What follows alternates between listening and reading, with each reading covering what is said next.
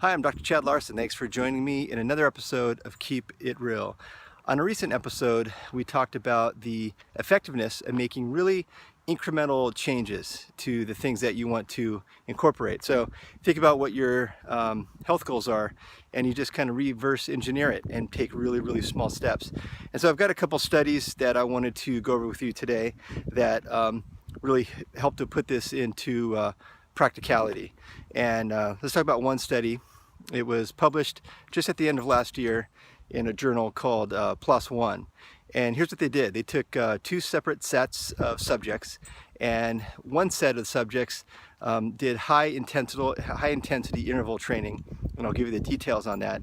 And then they had another group that just did moderate intensity exercise for 40 minutes 3 times a week. And for the high intensity interval training subject group, what they did is they had them exercise really hard for 20 seconds, and then they'd have them rest for 2 minutes, kind of an active recovery where they're still moving, but it's not intense. It's just kind of, it'd be equivalent to like doing a jog. They did this on stationary bikes, so they just reduced the intensity down pretty low, and they just kind of cruised for 2 minutes. And then they'd ramp it up again for 20 seconds, active recovery for 2 minutes, and then another 20 seconds. So they just did 3 of these 20-second bursts. And so if you're doing the math, that's only 60 seconds. And they did this study for 12 weeks, and they did this 3 times per week. So 3 times per week, 1 minute, 3 times per week. I mean, I think pretty much even the busiest people around could sacrifice 1 minute of exercise 3 times a week. And they looked at some very interesting cardiovascular risk factor markers. And what they found is that on pretty much all of them, they were the same. But think about the difference in the time commitment. The people with the moderate intensity exercised for 40 minutes 3 times a week. And essentially the high intensity short training was only for 1 minute. So they did a warm-up for 2 minutes. They had those 2 minutes in between the 20-second interval, and then they did a kind of a rest, a cool down period for 3 minutes at the end. So the time commitment was a fraction. In fact, I think it was a fifth of the time commitment for the moderate intensity group. And there was 1 or 2 of the factors where they still looked at cardiovascular markers like lipid metabolism and blood sugar metabolism, and then some inflammation markers. And there is the same, if not better, for the high intensity group. But then I looked at the age of the subjects, and the average age was about 27. So I went, well, I mean, you give any 27-year-old you know, some kind of exercise, and all these metrics are going to improve because, hey, they're 27 and things just, you know, kind of work a little bit better at that age. So I looked a little further in the research, and I found another study, and the subjects were average age of 69, and they were postmenopausal women with type 2 diabetes. And they did a similar study model, but here's what they did in this one. There was a group again of people that did moderate exercise, and so again they also chose 40 minutes in that group.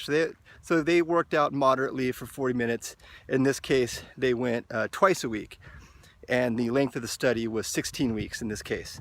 And the high intensity interval training group, they exercised for 60 seconds, and then they would rest for 12 seconds. And then they did 8 cycles of that. So the actual exercise period was longer than the first study that I just mentioned. But it was exercise for 20 seconds, exercise for 60 seconds, really hard, and then they'd rest for 20 seconds, and they did 8 intervals of that. So time-wise, that's still like less than half of the group that did the 40 minutes. And in this particular study, the subjects only exercised twice a week. And this was over a 16-week period. And they measured some really comprehensive metrics to see really what changed. And in both groups, they had a significant decrease in total body mass, and they had a significant increase in lean muscle mass, which is what you want. But there is a really stark difference between the two groups.